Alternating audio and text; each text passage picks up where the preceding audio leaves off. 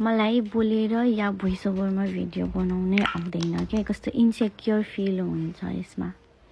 So यसलाई overcome गर्नलाई नै अब म भोइस ओभरमा भिडियो बनाउने ट्राई गर्दैछु।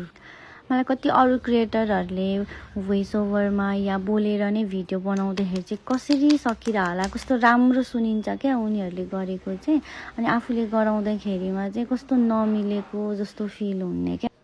लाइक के बोल्ने के कुरा राख्ने, लाइक अरू क्रिएटरहरूले त कस्तो मजाले आफ्नो डेली स्टोरीहरू नै सुनाइरहनु हुन्छ नि त, कस्तो सुनिरह हुन्छ क्या उहाँहरूले बोलेको। मेरो कति धेरै फेभरेट क्रिएटरहरू हुनुहुन्छ क्या जसले यो भोइस ओभरमा या बोलेर भिडियो बनाइरहनु हुन्छ क्या, त्यही डेली स्टोरीहरू नै सुनिरह हुन्छ।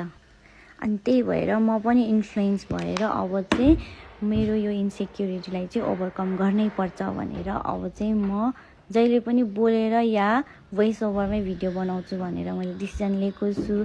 तर प्लिज मलाई कसैले आइडिया दिनु होला, लाइक यो सब चाहिँ भोइस ओभरहरू चाहिँ कसरी गर्ने, के सुनाउने, कस्तो चाहिँ भन्ने भनेर चाहिँ है। Thank you.